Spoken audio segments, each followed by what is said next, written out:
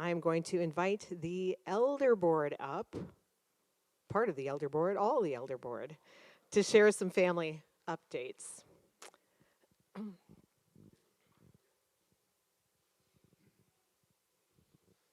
you. Good morning, everyone. My name is Aaron Benton, and I've been with the Elder Board for about 7 years now. Yeah, 7 years, which is long enough to experience financial times of both really making difficult decisions on how our church can best support others in our community, and times when we can support more. And I got to tell you, it's much easier to be able to support more. At our board retreat last year, I looked at our 2-year trend. There we are.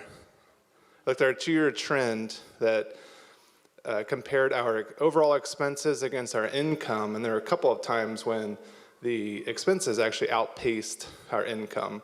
And just like your own family budget, that's not a place that you want to be. But we've had some better trends this year, and that's thanks to you as a church. We're not immune to inflation, but that doesn't stop God's work in His kingdom. We're certainly not a mega church. We aren't supported by anyone else other than our generous church family, you folks sitting here and those watching at home. We have 3 to 4 very modestly paid pastors, a tiny office staff of amazing people, and a couple outstanding leaders on a small stipend. Everything else goes to our community, our missions, and running this amazing building, which is old and needs repairs constantly. This year we had some large, unexpected repairs. We had to replace 2 furnaces, the gutters, which wasn't exactly unexpected, but that can was kicked down the road far enough and was causing other issues. The youth room door downstairs, which the youth proudly say that it looks like a penitentiary door, but hey, it's safer now. What's that? Maybe it's not that far off, you know what I'm saying? So, and a myriad of other smaller projects that is mostly repaired by our previous pastor, Steve Fish, who founded this church and continues to pour his heart and sometimes his blood into it. So thank you, Steve, for doing that. This beautiful church not only houses Vancouver Vineyard Church, we also have 2 other churches that meet here and a small school. You can see their awesome art projects downstairs if you go down there. And we as a church are blessed with this building, are excited to see it used more and more for God's kingdom. We'd love to see even more from this building, again, that comes from the help of our church here. We have big ideas for the portal next door. We see the proximity of that to our church and to Hudson's Bay as a conduit for young lives into the kingdom. And we want to build up that building with the proper kitchen to host youth, show them God's love, and it just makes sense to start with a shared meal. Jesus incorporated that so much into his ministry, and we really are on our way with that project, but it does need more. We received some feedback from one of our members here recently that we don't really do a financial report out as some other churches do. And that was a great call out, and we're looking at what that would look like for our church and how we can show what we're trending, highlighting where our needs are, and sharing where our vision for our community is leading. So if you like PowerPoints, Excel data, and charts, that's a meeting for you. So look for that in the future. Thank you for listening, and I'd like to pass things along to Joel, where he's going to be discussing some of the transitions coming up in September. So I'm going to give a brief, just maybe new information to some, update to some. Before Marshall went on a sabbatical, he sort of formed a couple of search committees for the youth leader position and the worship leader position. And the 2 main charges for those committees was to sort of discern the qualities and personalities we're looking for to fill those positions, and to plan how the roles and duties that the youth pastor and the worship pastor were sort of maintaining can keep going in the interim as we're looking. And we were really deliberately not trying to fill the positions by September when our current leaders are stepping down, in order to not just get into this sort of false sense of anxiety and pressure and like prematurely just sort of putting a stopgap in place. So I'm just going to give you a brief update on where the worship committee is. And that committee is comprised of Josh MacArthur, Ron Burnett, Dan Herman, Tori Pruitt, and me. And so Josh is currently like finalizing the job posting and what the wording of that is going to be, what we're going to ask people to share with us, where their background is, what kind of music they're into, all that kind of stuff.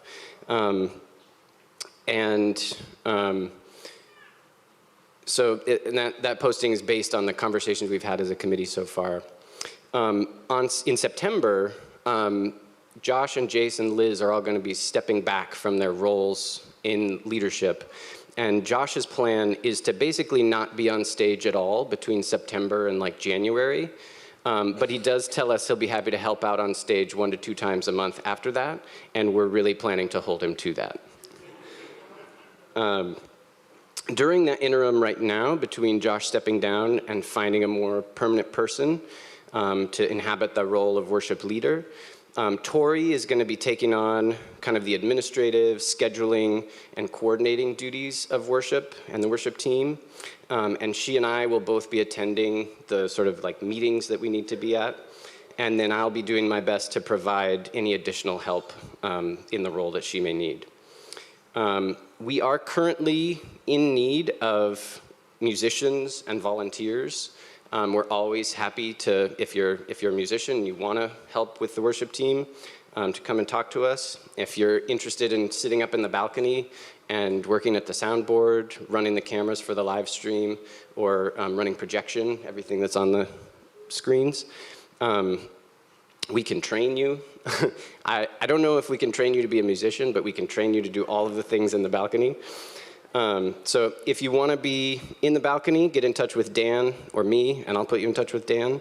And if you're a musician and you want to get involved, please reach out to Josh or Tori, and they can provide next steps.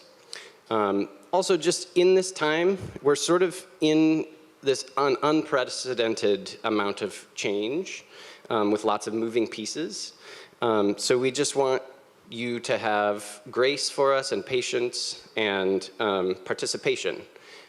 So we welcome feedback, we welcome your involvement, we welcome asking how you can help, and also we may have more really bare bones like musical Sundays, and we may be in a season of just a quieter, slower, gentler Sunday morning. And that's great, and God can use that just as well as he uses a lot of production. So there are lots of ways to get involved. I started out as a Luddite in the church, and now I'm a tech guy and I run sound and projection. So like, anybody can do it. So I'm gonna hand it off to Wally, who's gonna talk about the youth committee. I can tell I'm old because I look at my lettering and it's like 2 or 3 times bigger than both speakers before me. At the Vineyard, we have a saying everybody gets to play. And as a leadership, we see this church as a family as much as a church. Instead of a church model or a business model, it's more of a family model. And this is a morning of kind of just sharing family business. And as a family, we share joys, we share concerns, we share needs, and we share work. Just to give you a heads up. I am on a committee with Liz Hicks and Nicole Pritchett, Jake Carlson, and Brendan Wixel. And I was going to have them all stand, but half of them are missing. I think they're camping or something. So I'm not going to embarrass the one person that's here. Current leaders are going to continue the youth and meeting and supporting the youth. Wednesday nights are going to continue, but we're not in a hurry. But we'd like you guys to be praying about your own skills. You may enjoy working directly with kids. You may have other skills where you can help, like administrative skills, working with spreadsheets, coordinating snacks, sending out emails, taking work away from the leaders so they can have more time with kids. Please join us in praying. Pray for the youth. Pray for the leaders. Pray about whether Holy Spirit is prompting you to personally become involved. Maybe start a life group to hang out at the church on Wednesday nights in the cafe, praying for the hearts and minds of the youth and seeking ways to support what's happening. You can donate snacks. You can donate money under the youth ministry, under the Give tab. I want to close with a message from Nicole, one of the leaders and a member of the committee. She said, "I would like to have the emphasis be on recruiting volunteers. I've heard that a lot of people are intimidated by youth. Here's my perspective on that. Before I volunteered, I had the illusion that high schoolers were just way too cool to hang out with me. But when I came, I realized that they, like me, are humans with interests, passions, and fears. If you come as yourself, you will find kids that you share commonalities with and connect. So whether you are in your 20s, a young parent, or a grandparent, you have the potential to connect with kids in a very special way." So pray about that. The second update I have is on Afghan refugees. You may remember that the Thorsviks and we approached you a couple years ago about raising money for support for some Afghan refugees. We partnered with Lutheran Community Services, and we sponsored actually a large Afghan family of 8. They lived with the Thorsviks for a couple months, and then we moved them into a house. And they lived in that house about a year and a half. And the Thorsviks especially cared for the family, helping them to get jobs, doctor's appointments, school enrollment, English lessons, tutoring, but mostly just being friends to the family and supporting them however they could. They were amazing, loving them as Jesus would, great examples. A month ago, the family moved to an Afghan community in Iowa. Their rent period ended, and they had opportunity. It was really fun to see a video of them dancing in a parking lot with a lot of other Afghans. So where are we now? There's a new government program, and it's called Welcome Corps. Currently, they're in a phase 1, where the government is looking for people to sponsor people that the government knows about, refugees that the government knows about. They're waiting for enough people to do that, and then phase 2 will start, and we're excited about phase 2. Phase 2 is where private sponsorship groups can sponsor refugees that we know about. And all we can do at this time until phase 2 starts is kind of raise money, wait, and pray, and begin some training exercises. Through a friend who shared a few weeks ago, we were put in touch with a man in England who made us aware of a young Afghan family with a baby whom we would like to sponsor, and they are excited to be sponsored by us. We've begun training for the private sponsorship group while waiting for phase 2 to start. In phase 2, we won't be able to work with Lutheran Community Services and take advantage of all the stuff that they do.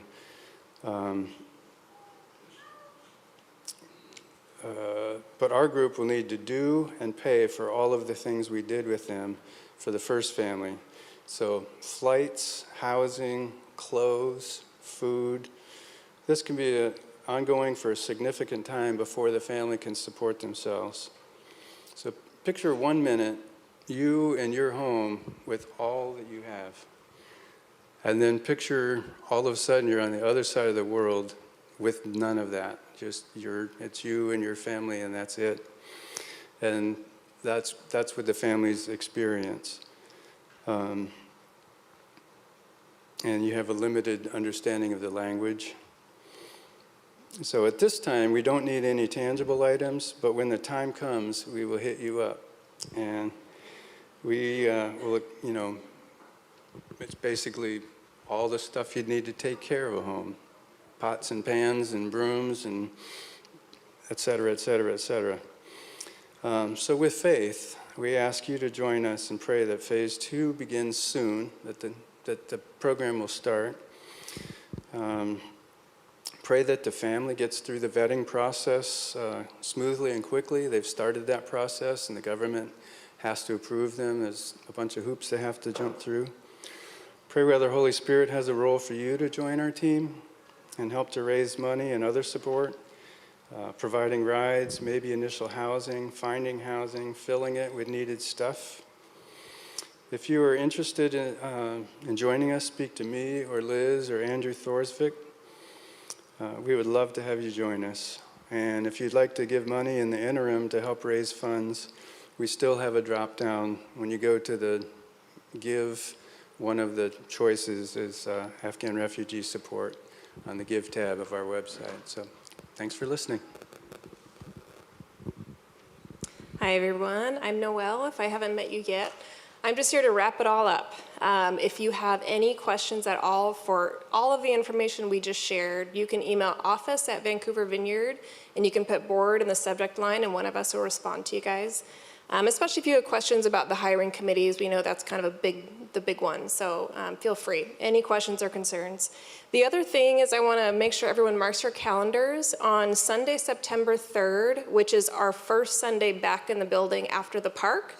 We're going to be setting aside that Sunday to pray for Josh and Liz and Jace and pray over them during the service. And then after the service, we'll have free lunch for everybody. So stick around if you can, and we'll just celebrate and thank them for their years of ministry. So that's it, and I'm going to welcome up Jace for preaching. Thanks, board.